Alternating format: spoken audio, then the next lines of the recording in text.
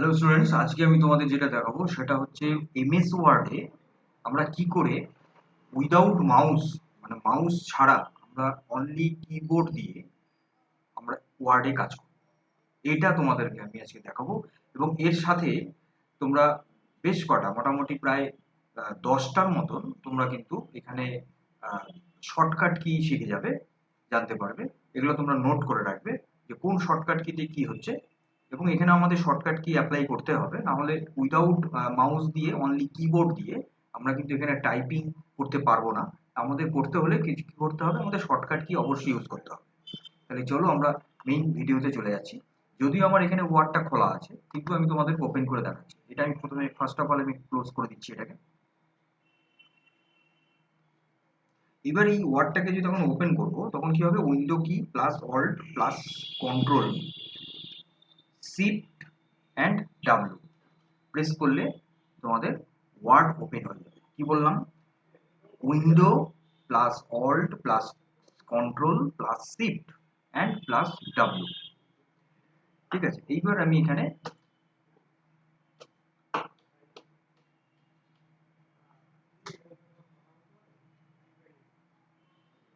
Close করে দিয়ে আমি এবার tab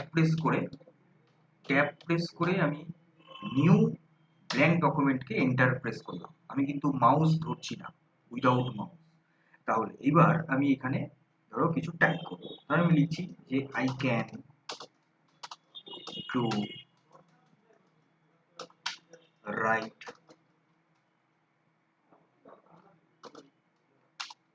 in MS Word without using mouse। ঠিক আছে, ধরো আমি এই লাইনটা লিখলাম।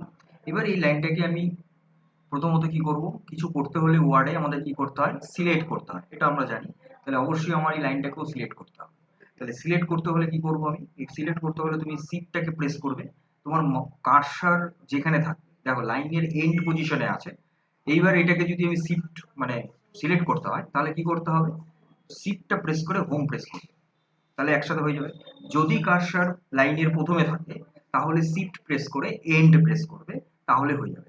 ঠিক আছে, তাহলে এইবার আমি দেখাচ্ছি তোমাকে। দেখো কার্সার এখন কিন্তু লাইনের প্রথমে আছে, এখন কি করবো, আমরা শিফট প্রেস করে এন্ড প্রেস করবো।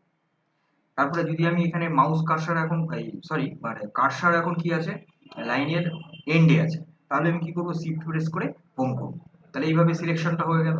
এবার ধরো আমি এটাকে প্রথমত আমি কি করব, আমি একটু সাইজে বড় করবো। তাহলে সাইজ বড় করতে হলে দুটো শর্টকাট কি আছে, প্রথম আমি বলি শর্ট শিফট প্লাস কন্ট্রোলটাকে প্রেস করবে, করে তুমি এখানে গ্রেটার দেন সাইন যেটা আছে কিবোর্ডে সেটাকে প্রেস করো।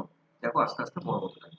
আবার যদি ছোট করতে হয় কন্ট্রোল শিফটটাকে ধরে রাখবে, একসাথে ধরে কি করবে, লেস দেন সাইনটাকে প্রেস করবে, তাহলে ছোট হয়ে যাবে। রাইট, এবার আরেকটা যেটা শর্টকাট কি সেটা আমি বলে দিচ্ছি, যে কন্ট্রোলটাকে প্রেস করে তোমাদের যেটা থার্ড ব্র্যাকেট আছে, সেই থার্ড ব্র্যাকেট মানে যেটা ক্লোজিং যেটা আছে সেটাকে প্রেস করবে, তাহলে বড় হবে।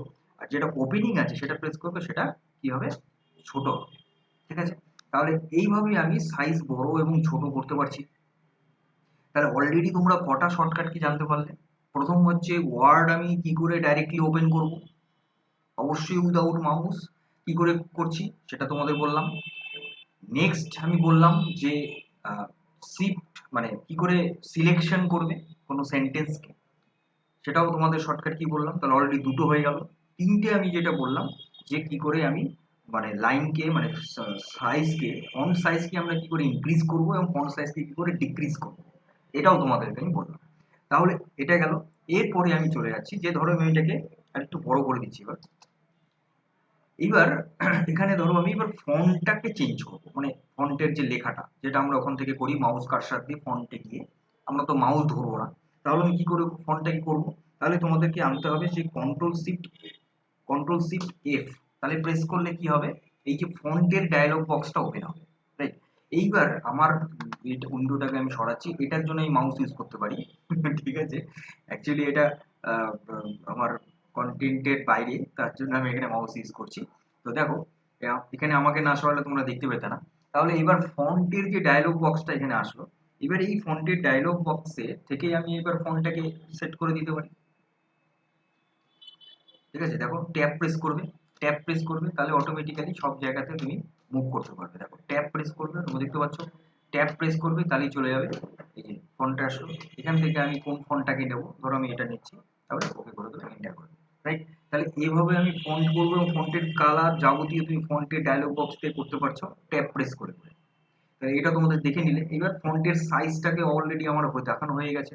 এইবার ধরো আমি এটাকে বোল্ড ইটালিক আন্ডারলাইন করবো, তাহলে প্রথমে আমি বোল্ডটা দেখাচ্ছি যে কন্ট্রোল বি, বোল্ড হলো, কন্ট্রোল বি আবার প্রেস করব, এটা অফ হয়ে যাবে, কারণ এগুলো রেডিও বাটনের মতো, একবার ক্লিক করলে অন হয়, একবার ক্লিক করলে অফ হয়ে যায়। তো এইখানেও অবভিয়াসলি তাহলে আমাকে কন্ট্রোল বি একবার প্রেস করব, বোল্ড হবে, কন্ট্রোল বি আবার প্রেস করব, সেটা বোল্ড আনবোল্ড হয়ে যাবে। এবার আমি ইটালিক করব, তাহলে কি করবো, কন্ট্রোল আই, আবার কন্ট্রোল আই করবো, অফ হয়ে যাবে। এবার আমি আন্ডারলাইন করবো, তাহলে কন্ট্রোল ইউ, আন্ডারলাইন হবে, আবার কন্ট্রোল ইউ তুলে দেবে, আন্ডারলাইন চলে যাবে। এটা গেল আমার হচ্ছে বোল্ড ইটালিক আন্ডারলাইন, পরিষ্কার দেখালাম তোমাদেরকে। এবং ফন্ট কি করে চেঞ্জ করবে, ফন্টের কালার কি করে করবে, ফন্টের মানে যাবতীয় ফন্ট রিলেটেড পুরো বিষয়টা কিন্তু ফন্ট ডায়লগ বক্স থেকে তোমরা করতে পারছো। এইবার যেটা আমি বলছি যে ধরো আমি এই যে এমএস ওয়ার্ড কথাটা, এটা ধরো আমি ছোট হাতের করবো, মানে কেস চেঞ্জ করবো, তাহলে কেস চেঞ্জ করতে হলে এমএস ওয়ার্ডটাকে আমি সিলেক্ট করি, আমি এমএস ওয়ার্ডটাকে সিলেক্ট করলাম।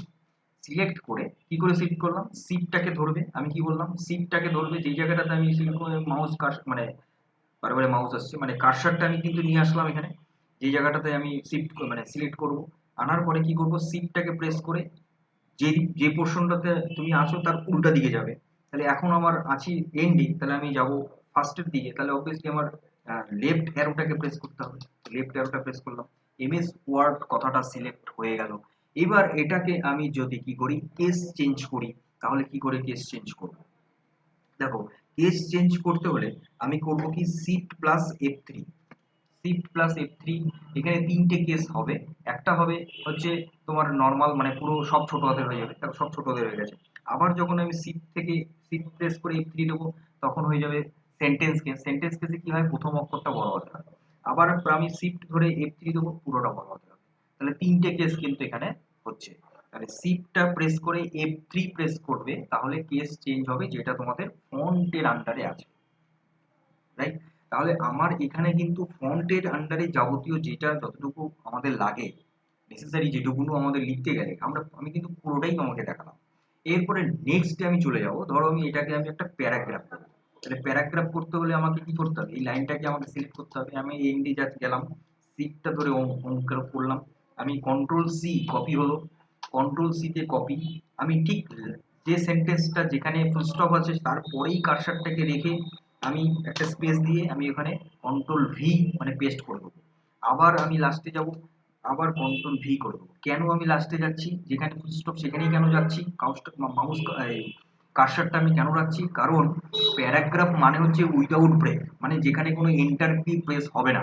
তাহলে যখন আমি মাউস কার্সার, সরি, যখন আমি বারে বারে মাউস কেন আসছে, তাহলে এইবার যখন আমি এইবার ওই প্যারাগ্রাফ করব, তাহলে লাইনের শেষে গিয়ে কার্সারটা রেখে আমি কন্ট্রোল ভি করবো, তাহলে সেটা পেস্ট হয়ে যাবে, তাহলে একটা প্যারাগ্রাফ হবে। আর যদি লাইন করি তাহলে এন্টার কিটা হবে, তাহলে আমার ফুল স্টপের পরেও কার্সার না রাখলে হবে, নিউ লাইনে করলেও হবে। তাহলে এবার এটা ধরো একটা প্যারাগ্রাফ, এবার প্যারাগ্রাফ হলে পরে আমি একটা এখানে প্যারাগ্রাফের মধ্যে মাউস কার্সারটাকে রাখলেও কার্সারটাকে রাখলেও কিন্তু আমাদের এখানে মানে সিলেকশন হয়ে যাবে, প্যারাগ্রাফে তাই হয়। যদি আমি পুরোটা সিলেক্ট না করি, প্যারাগ্রাফের মাঝখানে যদি আমি কার্সারটাকে রাখি, তাহলেও কিন্তু আমার এখানে সিলেকশন হয়ে যাবে। তাহলে এটা আমি এবার দেখাবো তোমাদের অ্যালাইনমেন্ট, প্যারাগ্রাফের অ্যালাইনমেন্ট, যেটা লেফট রাইট সেন্টার এটা। তাহলে প্রথমত হচ্ছে আমার এখানে লেফটেই আছে, আমি এবার ধরো রাইট করব, তাহলে কন্ট্রোলটাকে ধরবে, আরটাকে প্রেস করবে, রাইট হয়ে গেল। কন্ট্রোলটাকে ধরবে, ই প্রেস করবে, তাহলে সেন্টার হয়ে যাবে। কন্ট্রোলটাকে প্রেস করবে, এল প্রেস করবে, তারপরে লেফট হয়ে যাবে। কন্ট্রোল প্লাস কন্ট্রোলটাকে ধরবে, জে প্রেস করবে, তাহলে জাস্ট হয়ে যাবে।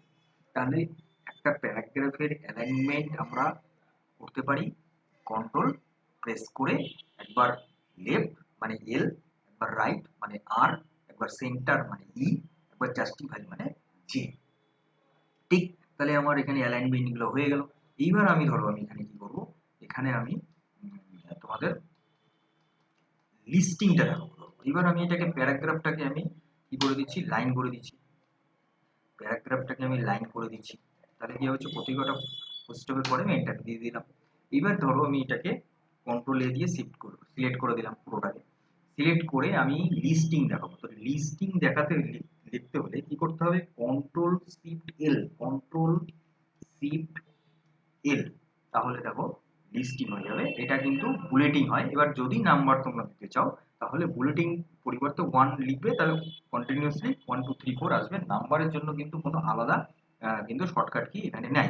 তাহলে এইভাবে আমি কিন্তু লিস্টিং করতে পারি। তাহলে তোমরা লিস্টিং এর শর্টকাটটা জেনে গেলে, কন্ট্রোল শিফট প্লাস এল।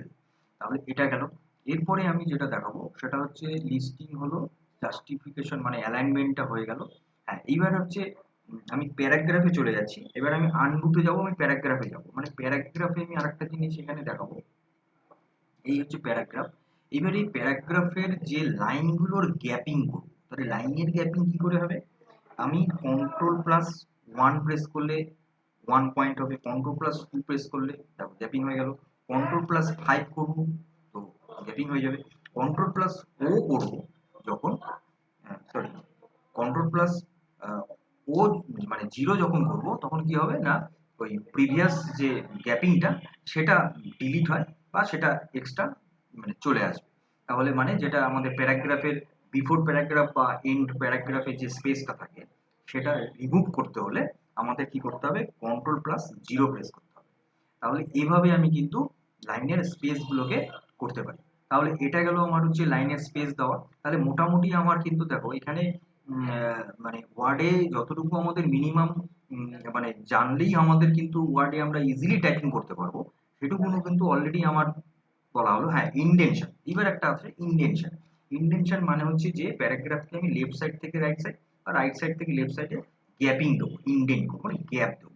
তাহলে ধরো আমি গ্যাপটা কি করে দেবো, control plus M, control plus M দিলে দেখো লেফট সাইড থেকে গ্যাপিং হচ্ছে, কন্ট্রোল প্লাস এম লেফট সাইডে গ্যাপিং হচ্ছে, ঠিক আছে। এবার কন্ট্রোল প্লাস শিফট এম করবে, তাহলে আবার উল্টো দিকে চলে যাবে। যেটা ইন্ডেনশন আছে, দু ধরনের ইন্ডেনশন, একটা ইন্ডেনশন ইনক্রিজ, একটা ইন্ডেনশন ডিক্রিজ।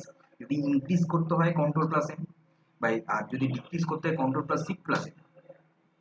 তাহলে এটা গেল ইন্ডেনশন।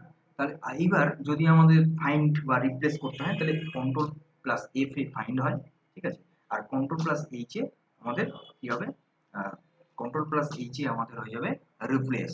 এবং কন্ট্রোল প্লাস এইচ দিলেই আমার মনে হয় ফাইন্ড অ্যান্ড রিপ্লেস বোথ তোমরা এখানে পেয়ে যাবে, ঠিক আছে। তাহলে মোটামুটি আমার কিন্তু কিবোর্ড দিয়ে, আমি কিন্তু মাউস ধরিনি, কিবোর্ড দিয়ে পুরো ওয়ার্ডের যতটুকু তোমাদের রিকোয়ারমেন্ট আছে, যে আমরা ওয়ার্ডে কাজ করব, যদি আমার মাউস খারাপ থাকে বা মাউস আমার এই মুহূর্তে নেই, আমার ইমার্জেন্সি ইম্পর্টেন্ট কাজ আছে, তাহলে উইদাউট মাউস আমরা কিন্তু অনলি কিবোর্ড দিয়ে আরামসে কিন্তু কাজ করতে পারবো, যেটা তোমাদেরকে আমি দেখালাম। তোমরা ভিডিওটা একদম স্কিপ করবে না, করলে পরে ইম্পর্টেন্ট জিনিসগুলো তোমরা বুঝতে পারবে না। পরিষ্কার কন্টিনিউ দেখবে, শর্টকাট কিগুলোকে নোট করে ভালো করে প্র্যাকটিস করবে, দেখবে উইদাউট মাউস কিবোর্ড দিয়েও কিন্তু আমরা কাজ করতে পারি। তাহলে আজকের ভিডিওটা এই পর্যন্ত হলো। পরবর্তী ভিডিও পরবর্তী দিনে খুব তাড়াতাড়ি আসছি। ততক্ষণ সুস্থ থাকো, ভালো থাকো, মজা থাকো, আপডেট থাকো, ডিজিটালি থাকো। এবং যদি আমার এই ভিডিওটা তোমাদের সত্যি কোনো কাজে এসে থাকে, অবশ্যই আমার ভিডিওটা শেয়ার এবং লাইক করবে। এবং তোমাদের পরিচিত সবার সামনে মধ্যে কি করবে, আমার এই ভিডিও শেয়ার করে দেবে এবং সাবস্ক্রাইব